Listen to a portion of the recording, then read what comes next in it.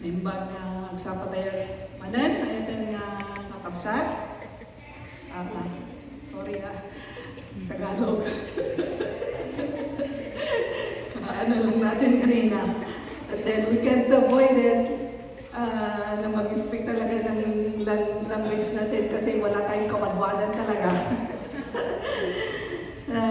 Pati sa English walang kawadwadan, pati sa Tagalog. So, Ilocano na lang. Okay, so I was blessed to the introduction of Brother Ton earlier. Welcome to our home. That's so very right. And every time talaga, this guy talaga, he impressed me a lot. Every time he speak, it strike me. So yeah, welcome home. Welcome home, Midtown Wesleyan Fellowship. Yeah, so yeah, a home for everyone naman talaga kasi. And ano naman talaga yung home natin, doon mo makikita ang tunay talaga na pagkatao. This, sa outside, we can hide. Maging pino-pino siguro tayo. Pero kapag sa loob ng bahay natin, thank you, Arpen. Sa loob ng bahay natin, we can just, kung ano yung nakatayo yung, ano yung pa natin kumakain. Because we're just comfortable. It's because it's our home. So sometimes in church home, may mga din like, siguro may makita rin tayo na nainis ako sa'yo, because, you know, in our home is just like that. But the good thing is, if it's our home, there is full of love and understanding. Doon ang kaibahan nun. So, in spite of our like, mga pagkukulang natin, love covers all, ako na ni Sister Elma. So, yeah, thank you, Brother Todd, for that nice introduction. Okay, so, this, kailan lang ako nag-preach? Preach na naman ako. So, yeah, an-anusan na kasi. Okay, so, at that time, we're in the third Sunday of this month, October. Kailan lang, galing tayo ng camp. Ngayon, tapos na ang Thanksgiving. Ngayon, we are like hoping again para sa Christmas. Ang bilis ng panahon, malamig na naman. Hindi natin namamalayan yung mga dahon, they're starting to fall.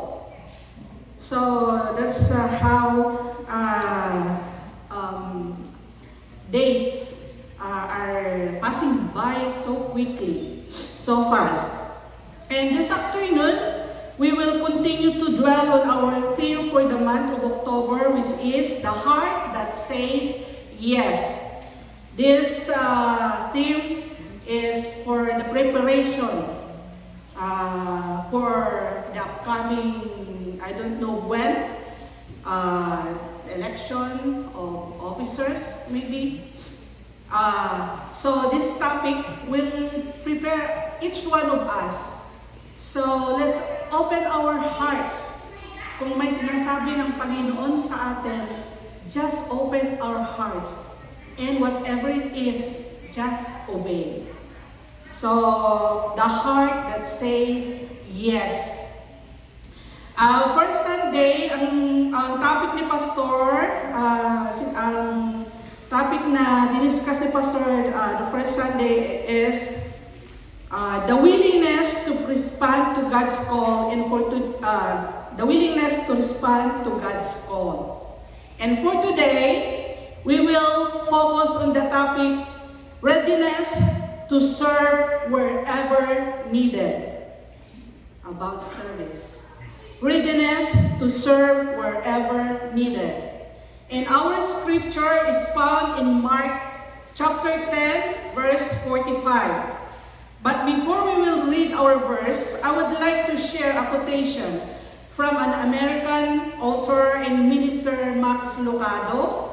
He said, God doesn't call the equipped. He equips the called. Ulitin. God doesn't call the equipped. He equips the called. It means that God does not wait for people to be perfect or qualified before He asks them to do something. Instead, He gives them abilities and strength to fulfill the task once they accept the calling. When we respond to God's call to serve, He will provide everything we need to live out that calling. Yun ang ibig sabihin ng sinabi ni Max Lucado. God doesn't call the equipped, He equips the called. Hindi kailangan natin ng maraming alam. Ayun, para mag-respond sa'yo. Instead, we will first say yes, and God will do the rest. Okay, so let's read our verse. Isang verse lang. Sabi dito, Mark 10:45. Let us read together. For even the Son of Man did not come to be served, but to serve and to give His life as a ransom for many. Thank you. Mismo ang Panginoong Hesus na anak ng Diyos, bumaba dito sa lupa, pinili niyang maging servant or magsilbi para magsilbi sa mga tao, at ang pinakamatindi, binigay niya ang buhay niya para sa atin. I don't know kung may higit pa na huwaran na pinakita ng Panginoong Hesus. Bago tayo magpatuloy, let's give this message to the Lord. Apo, tinitira ka nito. Tuwatak Lord, pagtrabaho ti Santong Espiritu, Apo, pinagtitingan ni. Tuwatak Lord, naman, tulungan na ka may kari, Apo, nga, ag-share, o rin tayo sa tinitira kanito. I'm so imperfect, O Lord, but you are a perfect God. Make me a mouthpiece. Lord, tinitingnan ka nito, your mouthpiece. Whatever na sumuwan maapo iti wat ko, bindisyon na maagbalik ka di ako na mang-challenge dito mo may maysa. Tulungan man dagiti kakabsat nga ilukat da ako dagiti puso da. Anya man dagiti kaya mo may parangalang ako kadakuan dagiti tingnan nito. And whatever, Lord, you're going to do, itin mi amin ti glory at yung panagyaman kita. In Jesus' name, amen. Okay, so let's continue. So, based sa ating scripture, makikita natin ang Panginoong Hesus ang nagbigay example or huwaran kung ano ang tunay at taus-pusong paglilingkod o serving others to others. So, first na makikita natin ay ang example of Jesus. Kung titingnan natin ang buhay ng ating Panginoong Hesus, isang Diyos na nagkatawang tao, pinili niyang mamuhay na magsilbi or maglingkod sa ibang tao. Pwede naman niyang pilian ang maging hari. But no, He chose to be a servant of all. Yeah, He can do that because He's God. So, but then, He chose to be a servant of all. Let us see some aspect of Jesus' example of serving others. One of the most striking aspect of Jesus' example of serving others is the way in which He consistently put the needs of others before His own.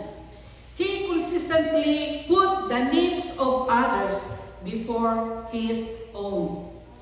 Palagi niyang inuuna ang pangangailangan ng iba bago sa Kanya. Throughout the Gospels, we see Jesus healing the sick, feeding the hungry, and even washing the feet of the disciples. Sa mga pangyayaring ganito, ipinakita ni Jesus na isinantabi niya His own comfort and well-being to meet the needs of those around Him. This selflessness is a very powerful reminder kung anong klaseng pagmamahal ang ipinakita ng Diyos sa atin. At gusto niya rin gayahin natin at taos-puso natin gayahin ang kanyang paglilingkod sa iba.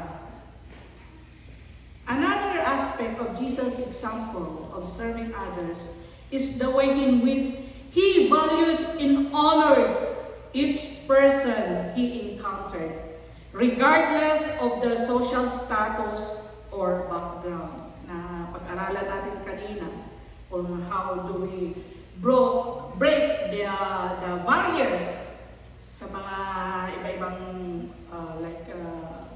maybe language o mga susuro, yung mga ethnic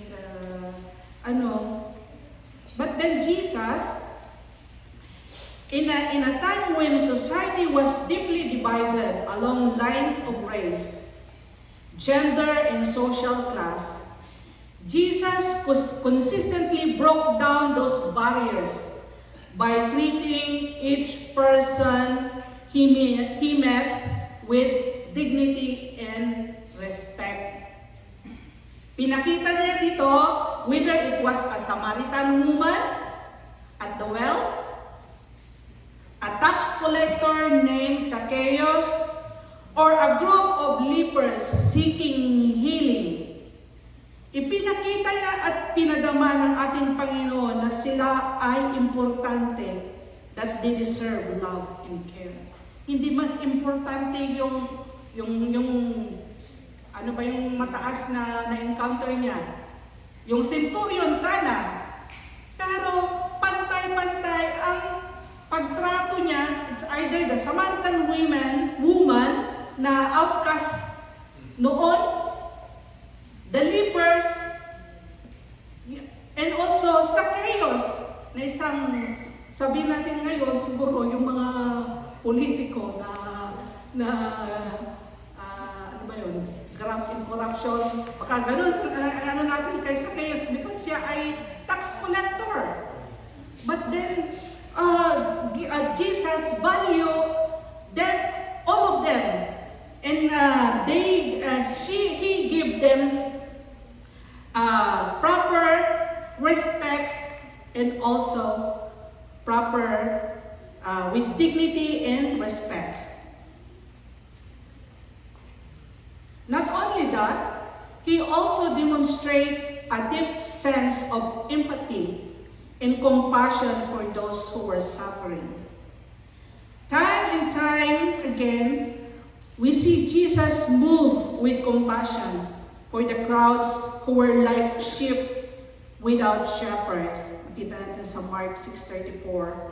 For the widow who had lost her son in Luke 7:13. And for the sick and demon-possessed in Matthew 14:14. This empathy and compassion drove Jesus to action as He sought to alleviate the suffering of those around Him through healing, teaching, and ultimately through sacrificial death on the cross. Hindi niya lang ginamot, hindi niya lang tinuruan, kundi He gave Himself. He sacrificed Himself to be hung on the cross for all of us. Not only that, Jesus' example of serving others also extended to the way in which He invested in the lives of His disciples. He invested in the lives of His disciples. Rather than simply imparting knowledge or issuing commands, Jesus walked alongside with his disciples, teaching them through his words and action what it meant to live a life of service and devotion. Kumbaga, hindi lang sa salita niya sinasabi, but sa gawa. 3 years that he invested his life, he invested to these 12 disciples. So, kung nakikain siya, they walk together. So, through thick and thin, magkasama sila. At tinuruan niya on how to value in serving others. Through not just in words, but nakita na witness ng mga 12 disciples na ito on how Jesus gave importance with these sick people, with these widows, with these lepers, at kung yung mga taong may kanya-kanyang pangangailangan.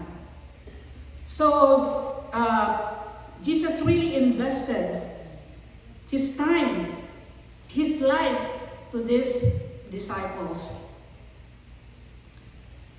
And as we reflect on Jesus' example of serving others, it is important to recognize that this is not simply a nice idea or a nice story or an optional aspect of our Christian life.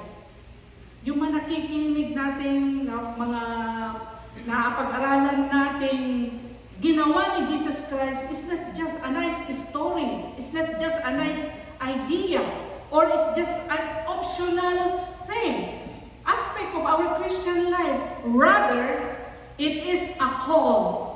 It is a call to action for each of us, a command for each of us to follow.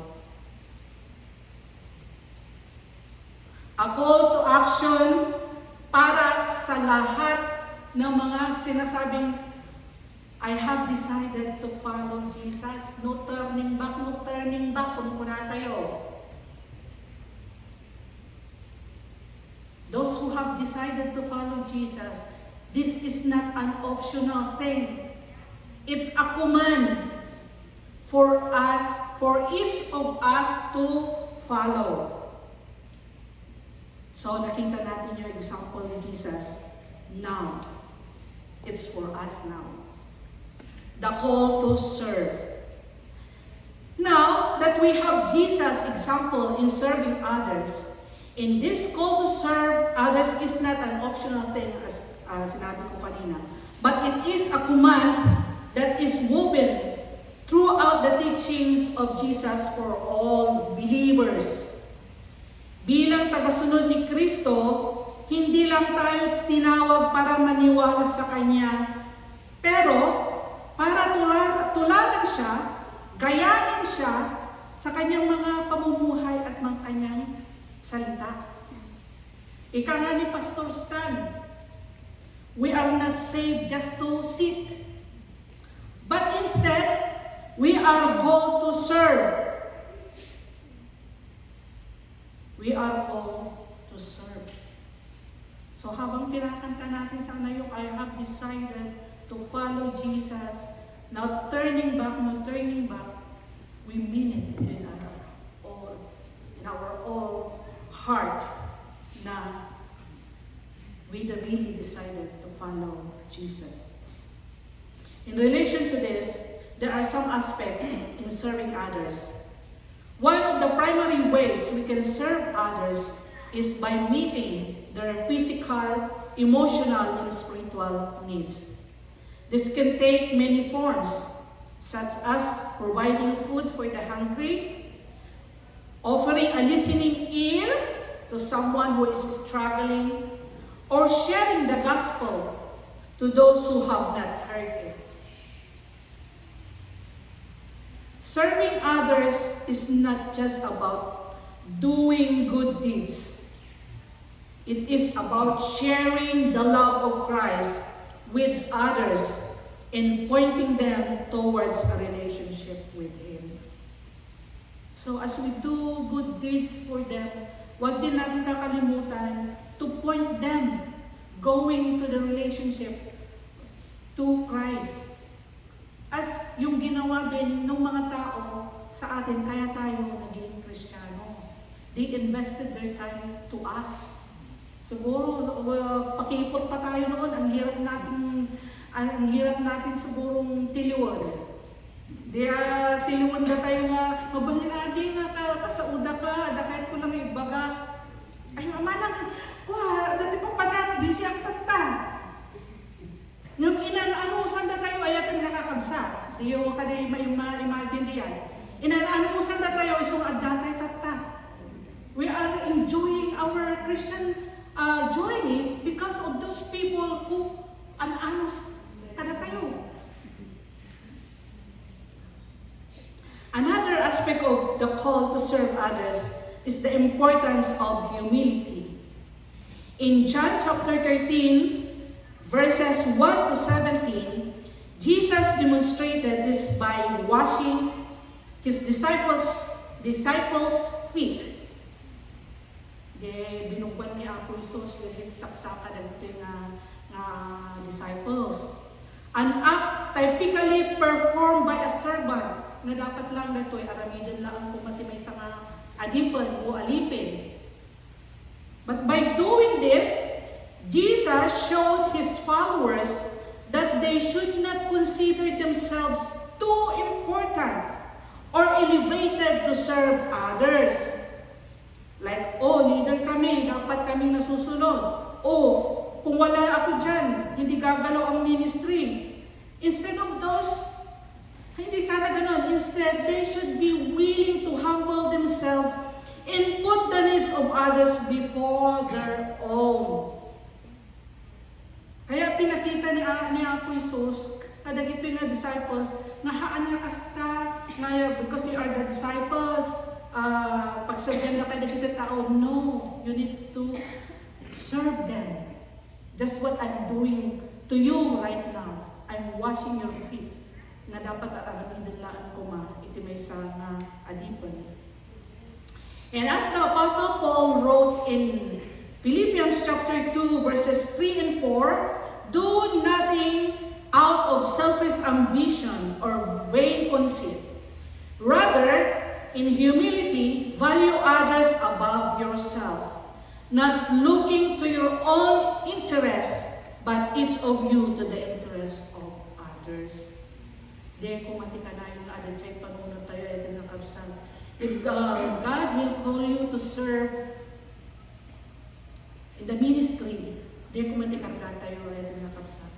Wala kan election, whoever will be a new leader or same leader, whatever, just put in our mind that kung makapakanan, then we will put the needs of others before our own. And kung mga our own interests, but each of you, but the interest of others. Serving others also requires a willingness to sacrifice our time, resources, and even our comfort for the benefit of others.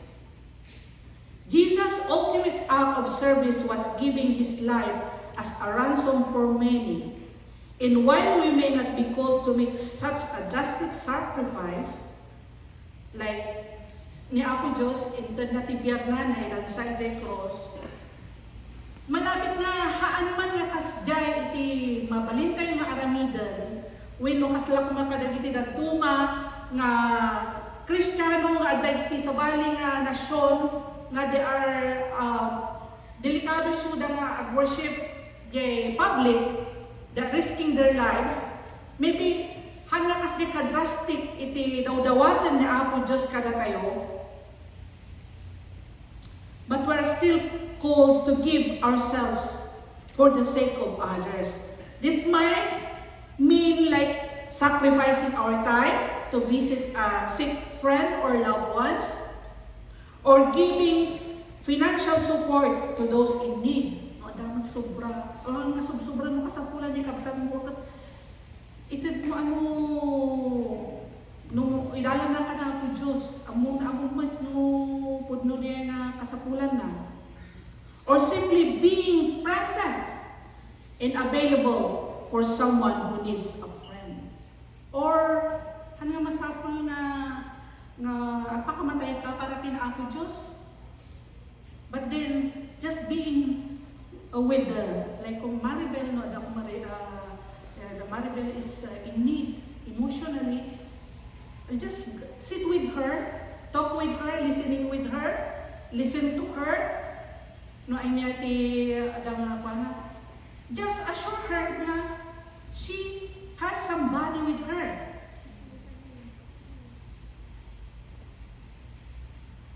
The call to serve others is not limited to specific roles within the church or ministry. I don't need to be a counsel. I don't need to be a pastor. Na tapnuhan ko nga mamititi masakol dagiti daduma. Every believer, regardless their occupation, their position in life, their abilities, we are called to serve others in our own capacity. Basit man dakkel tayo, inarami tayo para ito, panagsabi tayo iti ako, bindisyonan na ako Diyos deta. Speaking of bindisyon, when we do that, when we serve God, just like we are doing an investment, give us also rewards for all those who serve Him faithfully. Hana tayo nga abakal, hana tayo nga lugiin, kung nakaroon ay nga kakamsa ni Apo Diyos. If we give ourselves, He will also give rewards. When we talk about rewards of serving others, it is important to recognize that these rewards are not necessarily material or tangible. Ano masapol na, sabihan ka na ako Diyos ang putak, ang nugmak na nga, kasjay atin nga kakabsa. No kumakasjay, hindi ka na the time na we are serving God, kahit nabindisyonan tayo, that's already a bonus. But what is He's telling here, it's instead are often spiritual and emotional blessings. They are kind of the rewards that come from living a life dedicated to following Jesus' example of service. And one of the most significant rewards of serving others is the joy and fulfillment that comes from knowing we are making a difference in the lives of those around us. Han nga magatang ti joy and fulfillment. Oray milyon, ti kwadahan na magatang iti rag-o kenday feeling of you are fulfilled. Kanatulungam iti may isang tao. For example, if somebody was being helped through your visitation, if somebody was being uplifted because you listened to them, or somebody was being healed through praying for them.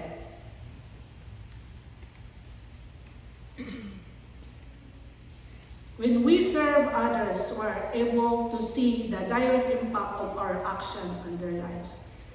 This can bring a deep sense of satisfaction and purpose as we realize that our efforts are not in vain, but are contributing to the betterment of others in the world around us.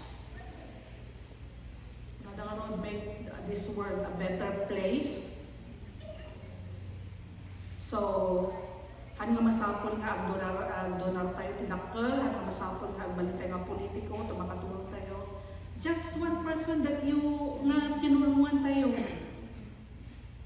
That makes that person a better place for her. Sino iti mga nanagiyay? If you help her, natulungan suna, and for you, the reward is you have that satisfaction and joy in your heart.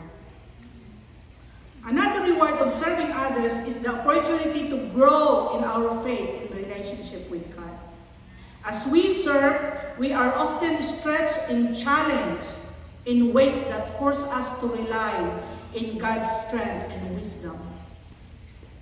Hindi madali ang magserbi sa Panginoon. Like, hindi talaga madali. Ma-encounter natin ang lahat ng bagay na ma-encounter natin, just like Jesus. But, this will drive us to come to Him and ask His strength and wisdom. Panginoon, hindi ko po kayang mag-isa ito. Panginoon, hindi ko po kayang maging Sunday school teacher. But if you help me with your help, I just want to respond the call to teach. I respond, you do the rest. Hindi ko kaya, Panginoon, but with your help, I can do it. What I just need is, say yes. This shows of less dependence of ourselves, but more unto God. Ito, tinuturan natin na hindi tayo magdepende sa ating kakayahan, sa ating talino, sa ating ability, sa ating mga talento, but it will drive us na ma-recognize na should depend sa Panginoon.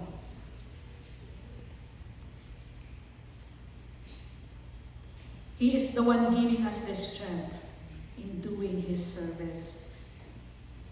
Serving others also has the potential to build a relationship to non-believers and strengthen our relationship with fellow believers. If we are given the opportunity to share our faith to non-believers, we are not only leading them to Christ, but building a relationship with them, like brothers and sisters in Christ. Kung na-win yung tao na yun, so ano yan? Part na siya ng family. So magiging like sister and brother in Christ natin sila. So we are building, not we are just leading them to Christ, we are also building a relationship with them. In the church also, if we work together as a church to serve those in need, we are united in a common goal and purpose, and this can foster a beautiful relationship within the body of Christ. So kung sa fellow believers naman at sama-sama tayong gumawa ng trabaho ng Panginoon, this will foster a beautiful relationship within the body of Christ. That's the reward of serving Jesus. And last, we are storing up treasures in heaven. Yan po nanay Jacob, Matthew 6:19-21. We are storing up treasures in heaven. Ang ibang bangko tayo gayam, iti tinabaklan tayo ijay langit. If we are doing our part, if we are serving Christ here on earth, we are investing treasures in heaven. Ang kaya excited ijay? While we should not serve others solely for the sake of earning eternal rewards, it is also comforting reminder that our efforts on earth have eternal significance. Already hanga diya iti kasla nga hindi yun ang talagang purpose natin, yung eternal earnings but it's also like comforting that will be reminded na mayroon palang eternal significance if we are doing those service to the Lord. As we faithfully serve others, we can trust that God sees our efforts and will reward us accordingly in His perfect timing. Marami na ba tayong investment? Kaya ba natin sa langit? Sabi nga nila, di ba? everything na ginagawa mo, you are earning crowns. Adon nga, magpahingkabilan ng iti crown ng Giovanni. Starting when you are the president, you were the president of the youth in Isabela. Adon ati crowns niya. And you are still earning today. You're storing up more eternal rewards in heaven. Kaya dito, kahit na hindi tayo baknang dito sa lupa, kung baknang naman tayo sa langit, let's aim for that. Let's aim that we will store more eternal rewards in heaven. Invest pa more, mga kunada. Invest pa more. Crowns pa more. Crown and crowns. Corona. And it take we are investing money just to have accumulate. Why not investing like spiritual earnings? Tapno ano pa ang doblento jay langit. Okay, conclusion. Now that we have learned this lesson about serving others through the good example of our Lord Jesus, when He demonstrated what a true and heartful service to others, He did with all humility, with all care, with all love, and by giving Himself to be a ransom of men. Ada ti duang ilustrasyon nga kahit kung ngay ibig. Ada kano ti a brilliant young concert pianist was performing for the first time in public. He poured out his heart into the performance, tackling a complex and unusual masterpiece. As the final notes faded, nakabuti may isang brilliant young pianist nga first time na perform iti publiko, and he's like playing a very complex and unusual masterpiece. Hindi maabot ng the final notes, and the final notes faded, a deep silence from the audience. Nakita that nobody reacts nor give an applause, except for one lone figure in the back of the row. An old woman rose to her feet, her applause a joyous counterpoint to the stunned audience. May sakan mo, makot, likod na nagpalakpak, timbakdal na nagpalakpak. Siyempre mamangag ka, may sakan at nagsilensyo. As the young pianist walked off stage, the stage manager offered a sympathetic smile. Siyempre, ako nagpalakmak pa, may isa na naan. A silent reflection of the audience's lukewarm reception. But the pianist, far being disheartened,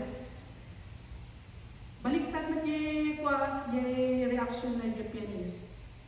He was smiling. And the manager said, "Why they smile?" The stage manager inquired, surprised. Almost nobody applauded. How pa nagpalakpay? Why that smile? Kapilin na naka-smile kapailaan. Kunana. But the young man's grin widened. True. At paiso kunana. But the one who did, that was my teacher.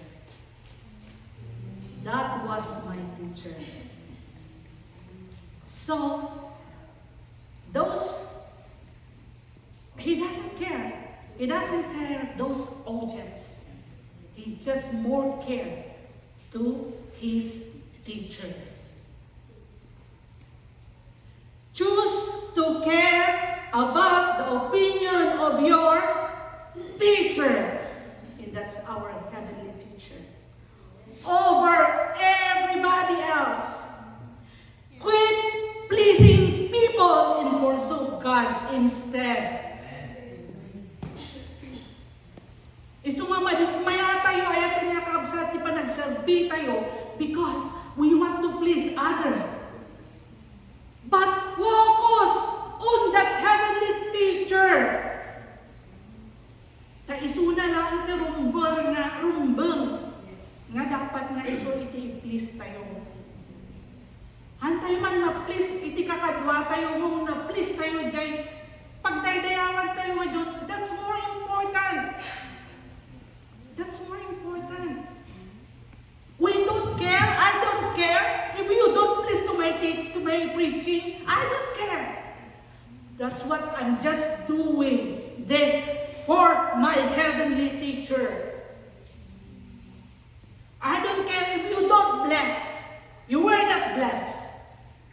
As long as I obey my teacher. I don't obey pastor. Kaya sila nga sa kanya. Not even pastoral line. Nagsinukat kaya ko. No. I'm doing this because I want to please my heavenly teacher. Another story. You know the story of a double-decker bus? Ano medyo diyan? In the double-decker bus, makikita yun ni Toronto, ikot nga duwa nga kwa. In the side of the bus, there was a big poster. Ang nakakabili yung poster, egg and bacon, the great British breakfast. Tinakakabil China poster. Egg and bacon, the great British breakfast. In the bus went past the field. In the field, there is a chicken and a pig. And the chicken turned to the pig. Kunana kini chicken. Look, look, look! Kunana, we are famous! We are famous! Egg and bacon, the great British breakfast! Kunana ni chicken. Pero we are famous.